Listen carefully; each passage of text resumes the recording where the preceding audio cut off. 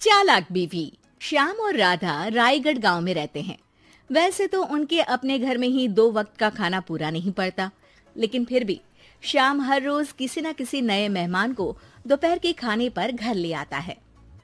एक दिन राधा कहती है, ये क्या है जी, जब आपको पता है कि हमारे पास अपना पेट भरने तक का खाना पूरा नहीं होता, फिर क्यों रोज किसी न किसी नए मेहमान को घर लेकर आ जाते हो? ऐसे तो जिंदगी जीना मुश्किल हो जाएगा। मेहमानों को खिलाना पुण्य का काम होता है, इससे भगवान खुश होते हैं। तुम क्यों उसके बीच में आकर पाप की भागीदारी बन रही हो? दोबारा मेरे सामने ऐसी बात मत करना, समझी? इसी तरह राधा बहुत बार श्याम को समझाने की कोशिश करती है, पर वो हर बार एक ही बात बोलकर उसे चुप करा देता है। इन्हें समझाना तो बेकार है, मुझे ही कोई ऐसी तरकीब सोचनी होगी जिससे मेहमान अपने आप ही यहाँ आना बंद कर दे। राधा तरकीब सोचने में लग जाती है और इसी तरह कुछ दिन बीत जाते हैं। एक सुबह श्याम बिना कुछ बताए जल्दी घर से निकल जाता है और राधा अपने काम में लग जाती है। कुछ घंटों बाद श्याम अपने एक दोस्त के साथ घर वापस आता है। सुनो राधा, आज दोपहर के लिए 3 मेहमानों का खाना बनाकर रखना, और याद रखना उनकी खातिर में कोई कमी ना हो। श्याम की बात पर राधा हैरानी से उसकी तरफ देखने लगती है, लेकिन दोस्त के साथ होने की वजह से कुछ बोल नहीं पाती। घर में तो ठीक तरह से 2 लोगों के खाने लायक तक दाल चावल नहीं है, और इन्हें मेहमान बुलाने हैं। बस अपना अपना बोलते हैं, दूसरे की तो कभी सुननी ही नहीं है। क्या करूं मैं? राधा क्या करूं क्या नहीं की उलझन में फंसी ही होती है कि उसके दिमाग में एक तरकीब आती है, जिस पर वो श्याम और उसके दोस्त के घर से बाहर जाते ही रसोई में से सिलबट्टा निकाल कर लाती है। अब मुझे मेरे ये साथी ही इस मुश्किल से बाहर निकालेंगे। राधा सिलबट्टे पर रोली, चावल और हल्दी डालकर उसे मेहमानों के बैठने की जगह पर ले जाकर रख देती है। कुछ ही देर में वो तीनों मेहमान भी घर पहुंच जाते हैं। आइए जी, पधारिए, हमें आपका ही इंतजार था। जी शुक्रिया। श्याम भाई कहाँ हैं?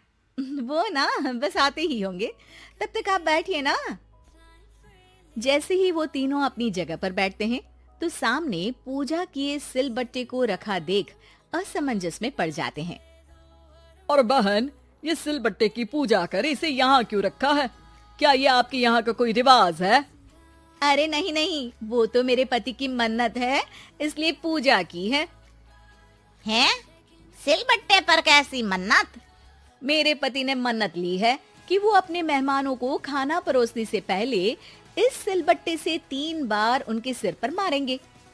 राधा की ये बात सुन तीनों मेहमानों के चेहरों की हवाइयां उड़ जाती है, जिसे देख राधा मन ही मन हंसती हुई उन्हें दिलासा देते हुए कहती है, अरे आप लोग फिक्र मत कीजिए, ज्यादा तेज नहीं मारेंगे, बस 3 बार जरा सी थपकी।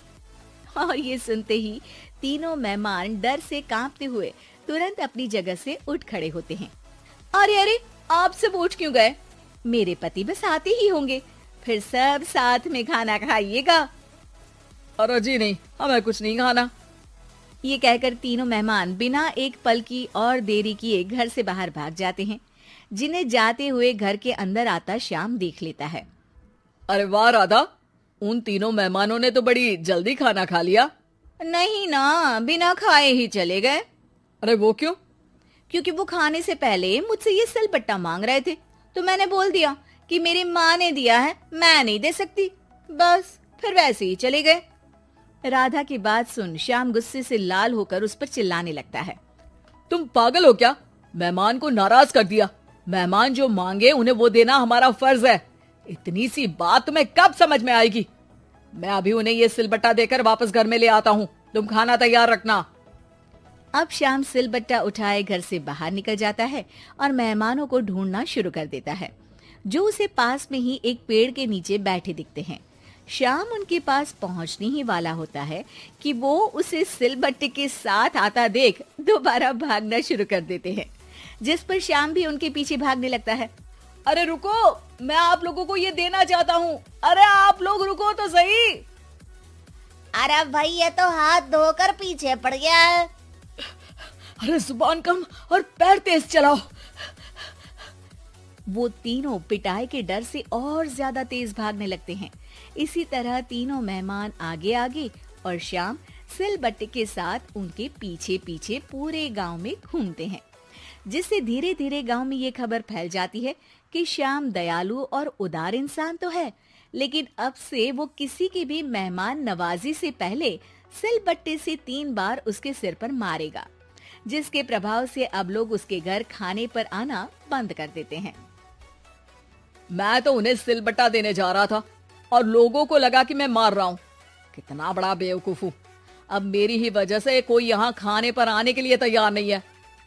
इस तरह राधा अपनी होशियारी और सिलबट्टे की मदद से श्याम के मेहमानों वाली आदत से छुटकारा भी पा लेती है और घर की शांति भी भंग नहीं होती। जरूरी नहीं कि हर जंग हथियार से ही लड़ी जाए, कुछ के लिए सिर्फ दिमागी चाल ही काफी होती है। और अगर शांति के साथ अच्छे से दिमाग लगाकर सोचा जाए तो मुश्किल से मुश्किल समस्या का समाधान मिल ही जाता है।